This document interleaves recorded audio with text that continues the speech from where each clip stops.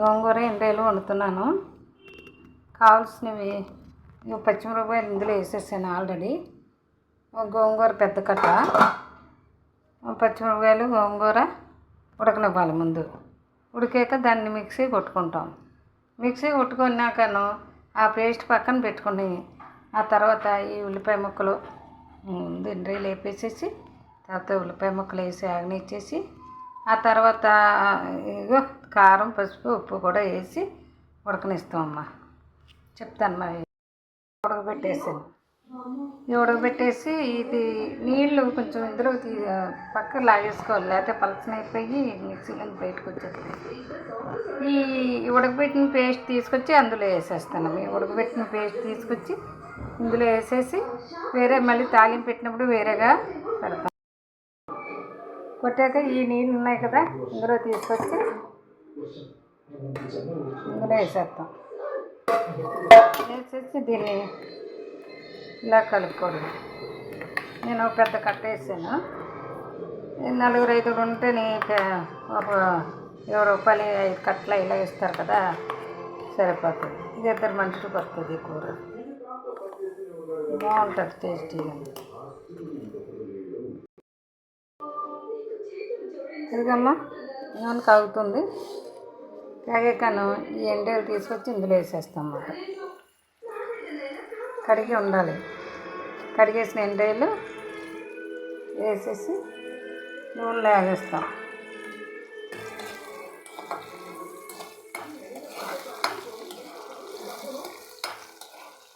ఎర్రగా ఆగనిచ్చేసి ఉల్లిపాయ ముక్కలు కూడా వేసి వేస్తాం అన్నమాట.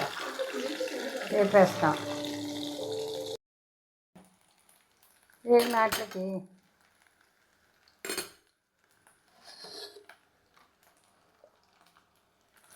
ముక్కలు తెచ్చి ఉల్లిపాయ ముక్కలు వేసేసుకుంటాం. పచ్చిమిరపకాయలు ఏమి ఆల్రెడీ పేస్ట్లో ఉన్నాయి కదా, అందులో గోంగూరలో వేసాను. ఆ కారం ఉంటుంది, కారం సరిపోతుంది. చూసుకొని మీరు కారం వేసుకోవడమే. అలాగే వేసేసుకోవడం.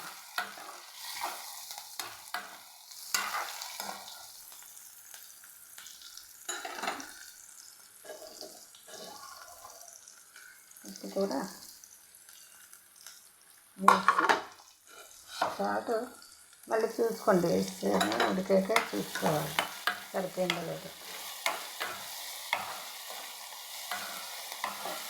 ఇందులో చిటికెడు పంచదార వేస్తాను, ఎందుకంటే కంట కింద ఉంటుంది. ఏ కూరైనా పులుపులో కాస్త ఇంత బెల్లం కానీ పంచదార కానీ ఇంత పెసరు ఎక్కువ వేయమమ్మా. చిటికెడు వేస్తాను, అంటే చిన్న స్పూన్కి సగం వేసినా పర్లేదు, వేసుకున్నది అంటే కంటలా కాకుండా టేస్ట్ బాగుంటుంది.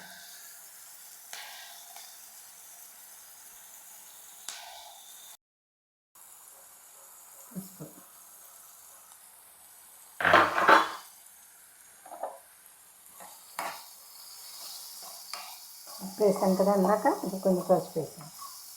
పసుపు వేసి అలా మగ్గనిచ్చేసి ఉల్లిపాయ ముక్కలు వేగాక ఎర్రగాను పేస్ట్ వేసేస్తాము. వేసాక కారం వేసి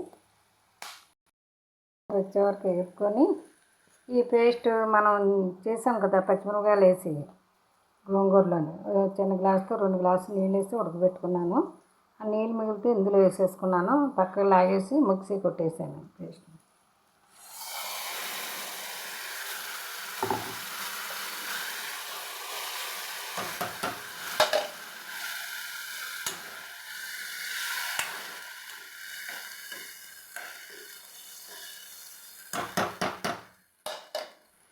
కారం కూడా వేసేసి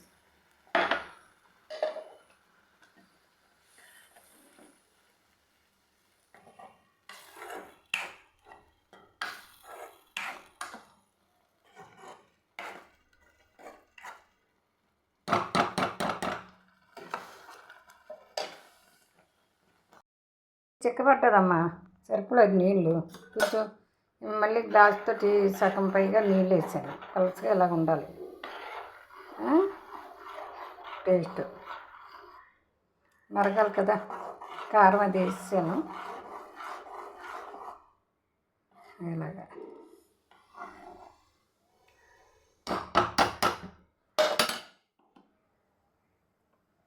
ఇంత పిస్స పంచదార మీ ఇష్టం, మీకు వేయాలంటే వేసుకొని లేకపోతే లేదు.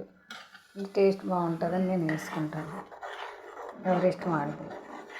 ఉప్పు చూసేసి మరిగాక దింపేయడమే. గోంగూర ఎండాలు రెడీ అయిపోతుంది. బాగుంటుంది, రుచిగా ఉంటుంది. ఇంకా మిగిలితే ఫ్రిడ్జ్లో కూడా పెట్టుకోవచ్చు, పాడు చేయక్కర్లేదు, పాడవదు. ఇది సరిపోతుంది, నలుగురు సరిపోతుంది. పెద్ద కట్ట ఎక్కువైంది కదా, నలుగురు సరిపోతుంది.